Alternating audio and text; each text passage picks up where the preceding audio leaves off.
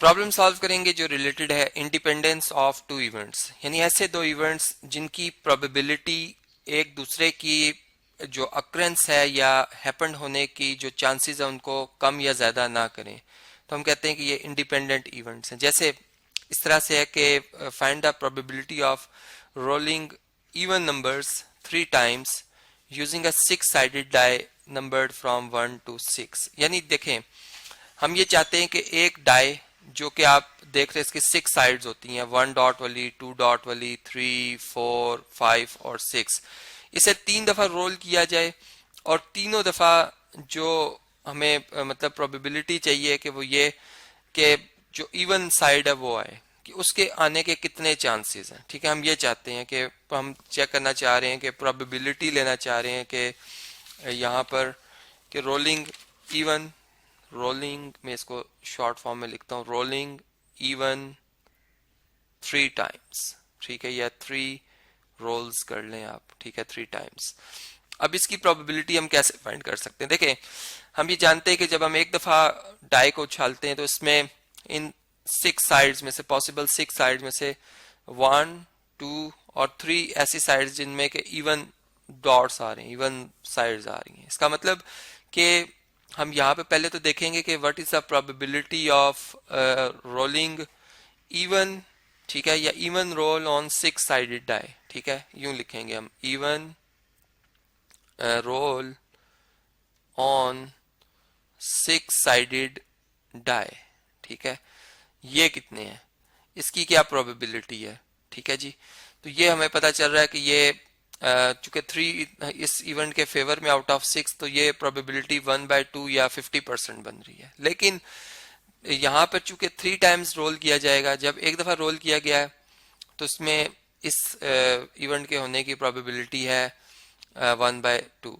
ठीक है, लेकिन अब जब दूसरी दफा हम रोल करेंगे तो वो फिर एक इंडिपेंडेंट इवेंट है। ठीक है, यानी यहाँ पर इंडिपेंडेंट इवेंट का कंसेप्ट जो है वो यूज हो रहा है, इसलिए हम सेकंड रोल की भी जो प्रोबेबिलिटी है उसको भी इसके साथ मल्टीप्लाई कर देंगे। यहाँ पे भी 3/6, या इसे हम कह सकते हैं कि ये 1/2 आ जाएगा। ठीक है, और चूंकि इसमें 3 times रोल किया जाएगा तो मल्टीप्लाई बाय अगेन यही जो नंबर है प्रोबेबिलिटी वाला, ये यहाँ पे आएगा। ठीक है, ये चलें, यहाँ पे स्पेस नहीं है, मैं इसको इस साइड पे लिख लेता हूँ, या चले मैं स्क्रीन के नीचे इसको ले आता हूँ, इस सारी पिक्चर को।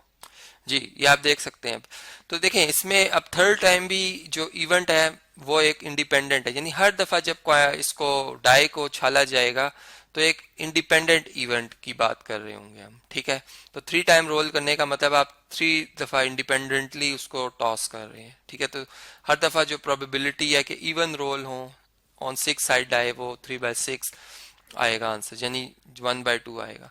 तो ये अगर आप इन तमाम नंबर्स को मल्टीप्लाई करें तो 1 इंटू 1 इंटू 1 जो न्यूमरेटर में 1 ही आएगा, जबकि डिनोमिनेटर में 2 इंटू 2 4, 4 इंटू 2 8, तो हमारा आंसर 1/8 आएगा।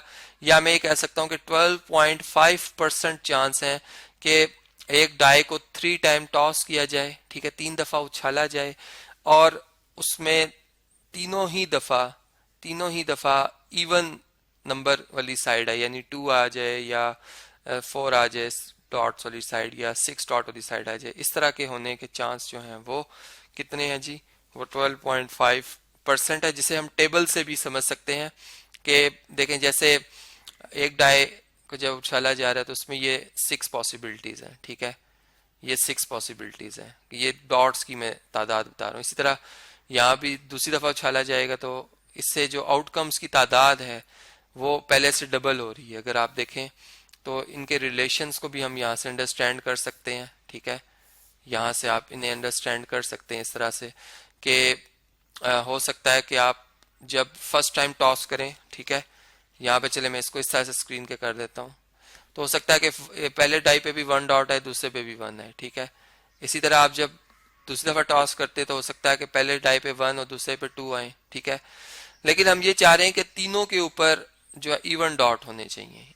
तो इवन डॉट्स को अगर हम गिने, ठीक है, 2 डाई के केसेस में, तो वो हमारे पास 1/4 होने चाहिए। ठीक है, और वो कैसे हैं वो मैं आपको यहाँ पर शो करके बता देता हूँ कि देखिए, इवन 2 2 ये एक आउटकम। टोटल बॉक्सेस की तादाद 36, आउट ऑफ 36 हमारे फेवर में कितने आ रहे हैं? 2 4 ये इवन फेसेस हैं, 2 6 ये इवन फेसेस है, 3 हो गए। ठीक है, अब 3 जिसके साथ भी आएगा इवन फेसेस नहीं आ रहे। ठीक है, ये मैं टू डाइस की बात कर रहा हूँ। ठीक है, इसका 4 2 ये एक आउटकम बन सकती है, 4 4 ये इवन है, 4 6 इवन है। ठीक है, तो ये मजीद मतलब 3 और आगे 6 हो गई टोटल। फिर इसी तरह 6 2 6 4 और 6 6। ठीक है, तो ये आउटकम्स कितनी बन रही हैं अगर आप देखें तो ये 9 बन गई, और 9 1 टाइम 9 9 4 टाइम 36, तो 1/4 बन रही है। और इसी तरह जब तीसरी दफा टॉस किया जाएगा तो इन 36 का मजीद 6 के साथ जब रिलेशन बनेगा, यानी यहाँ पर 36 ये पेयर्स बने होंगे और उनको 6 के साथ, तो ये टोटल बनेंगे 216। ठीक है, 216, और उसमें से हमारे फेवर में जो आउटकम्स होंगे, ठीक है, अगर मैं यहाँ पर उससे काउंट करके आपको बता दूं जी, वो 27 होंगे। और वो इसलिए होंगे कि देखें, जब एक डाई की बात की थी तो 3 थे, 2 की बात की तो 9 हो गए, यानी उसका 3 का स्क्वायर हो गए, या आप यूं समझे 3 मल्टीप्लाई बाय 3 हो गए। ठीक है, और जब हम 3 दफा करेंगे तो 3 मल्टीप्लाई बाय 3 मल्टीप्लाई बाय 3 हो जाएंगे। ठीक है, जो कि 27 बनते हैं। तो इस तरीके से ये हमारे पास आंसर 1/8 ही आएगा। इसका मतलब कि अगर एक डाई को 4 टाइम रोल किया जाता तो 3 पावर 4 ओवर 6 पावर 4 ये इसकी प्रोबेबिलिटी होती। जब हम एक डाई को 4 टाइम रोल करते और इवन फेस आने की अगर हम प्रोबेबिलिटी देख रहे होते, तो इस तरह से हम एक जनरल जो फार्मूला है या रिजल्ट है वो भी बना सकते हैं।